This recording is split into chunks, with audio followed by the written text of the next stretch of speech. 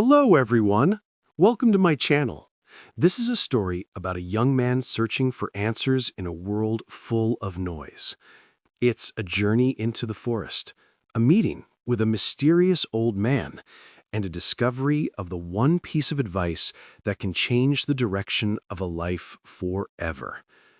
It's about finding clarity when everything feels confusing, courage when fear feels louder, and the quiet inner voice we often ignore, but is the only voice that truly knows our path.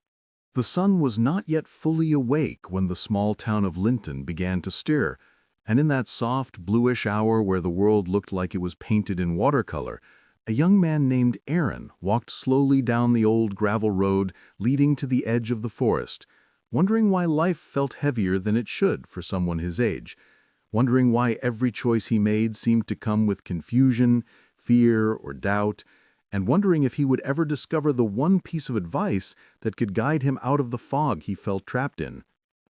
Aaron had always been full of big dreams, dreams that stretched far beyond the little town where everyone knew everyone, where expectations were predictable, and where people lived the same lives for decades. But somewhere along the way, he had become unsure, lost in the endless noise of opinions from others, and unsure of what voice he should trust most. His friends told him to play it safe. His parents told him to follow rules. Strangers online told him to take risks. And deep inside him was a small, quiet voice that wanted to be heard, but often got drowned out by everything else. That morning he walked with heavy thoughts, but also with a strange and quiet hope that maybe today would be different. Maybe today something would change. He had heard stories as a child about an old man who lived far inside the forest, a man named Elias, someone who people spoke about in whispers, someone called a hermit, a thinker, a strange philosopher, and some even said he had the best advice anyone could ever hear if they were brave enough to find him. Most people laughed off these stories, but accidents of fate often begin with small curiosities, and Aaron's curiosity had grown into a quiet fire inside him, pushing him to walk deeper into the woods than he ever had before, unsure of what he might find, but certain that he needed to try. As he walked, the air grew cooler, and the morning light shimmered through the leaves like golden threads woven into green fabric.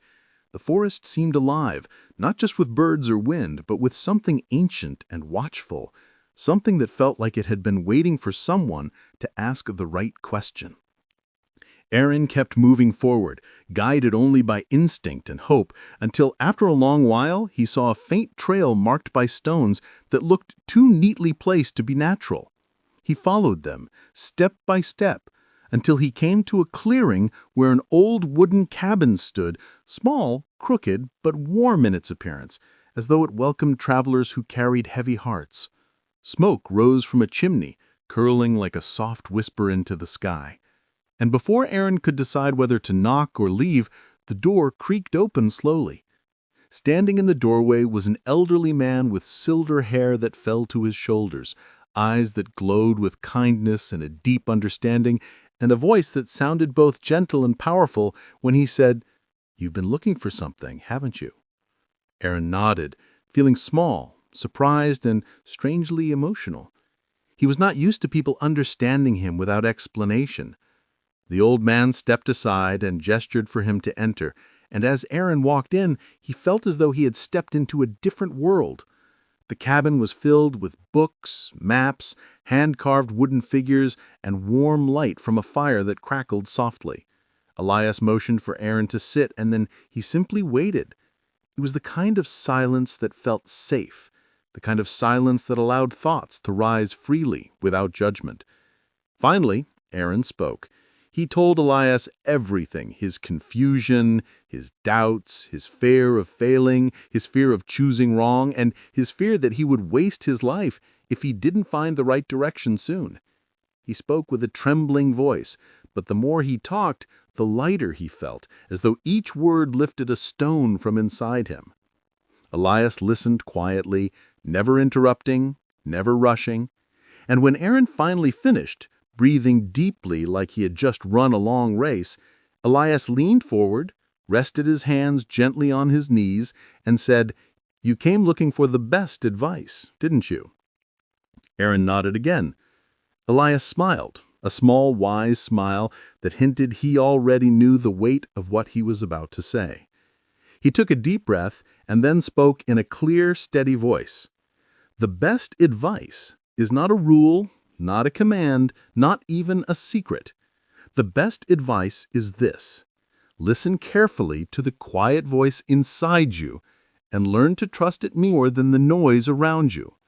Most people never learn to do this. They live their whole lives following fear, expectations, or the dreams of others, while the voice inside them grows quieter and quieter until they forget it ever existed. But that voice is the one thing in the world that knows who you truly are. It knows your strengths, your desires, your path. It will not shout. It will not demand. It will whisper, gently, patiently, waiting for you to give it the attention it deserves. And if you learn to hear it, it will guide you more faithfully than anything else ever will. Aaron felt something shift inside him, like a door opening in a room he hadn't known existed. But he still felt uncertain, and he asked, "What if that voice is wrong? What if I choose the wrong path?" Elias shook his head slowly. "There is no single right path. There are only paths you walk with honesty and paths you walk with fear. The voice inside you never speaks from fear. It speaks from truth. Even if your path twists or turns, even if you make mistakes, walking with truth will always guide you back to where you need to be. The greatest mistake you can make is choosing silence over your own voice." Aaron sat quietly, repeating the words in his mind, feeling their meaning settle deeper and deeper into him.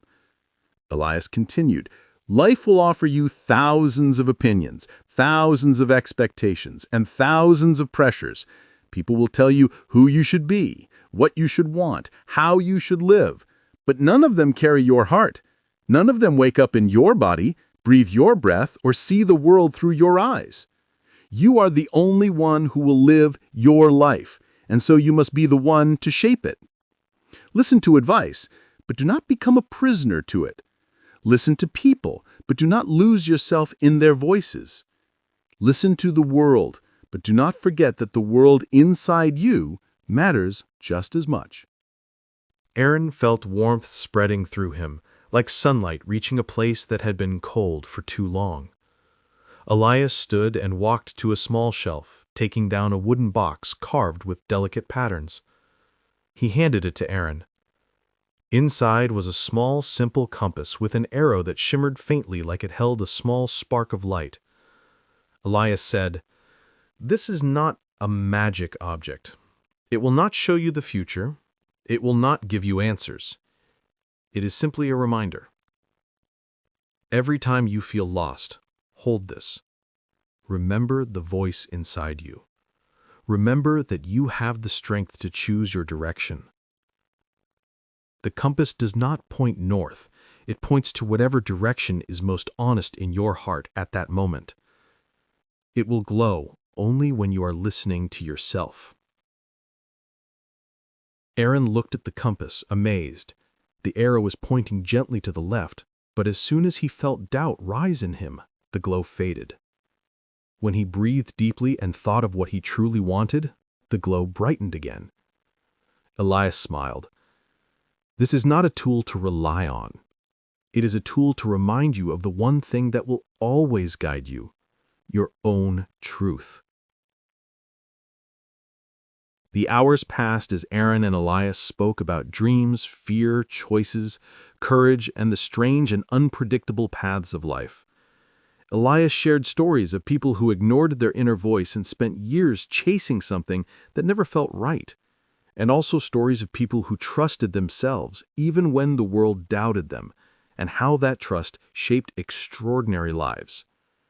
Aaron listened, fascinated, inspired, and for the first time in a long while, he felt clear, confident, and strong. As the sun began to set and the sky painted itself in gold and crimson, Aaron knew it was time to return home. He thanked Elias with deep gratitude, slipping the compass into his pocket. Elias placed a hand gently on his shoulder and said, "Remember, the best advice is not meant to control you. It is meant to free you. Let your voice guide your steps, and let your steps guide your life." Aaron walked back through the forest with a sense of calm he had never felt before. And as he watched the last light fade behind the trees, he understood something important. He didn't need certainty to move forward. He didn't need perfect clarity. He only needed to trust himself, even a little, and take one honest step at a time. When he returned to the town, people noticed a difference in him. His posture was stronger, his eyes brighter, his words calmer and more assured. He didn't brag about finding Elias. He didn't even tell anyone about the compass.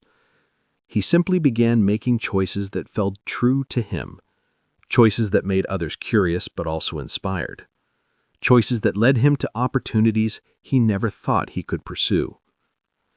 As months passed, Aaron built a life that felt like it belonged to him, not borrowed from anyone else. He took risks. He failed sometimes. He succeeded other times.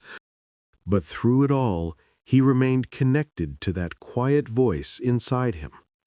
Whenever confusion tried to pull him away from his path, he held the compass, felt its soft glow, and remembered the simple but powerful truth he had learned. Years later, people often asked him how he found direction in life, how he stayed so focused, how he made decisions with such confidence. And Aaron always smiled softly and said the same thing. The best advice I ever received was to listen to the quiet voice inside me. It knows more than anything else ever will. And somewhere deep in the forest, inside a warm little cabin with a crackling fire, an old man named Elias would sometimes look up from his books, smile knowingly, and whisper to the empty room, "Another traveler found his way home."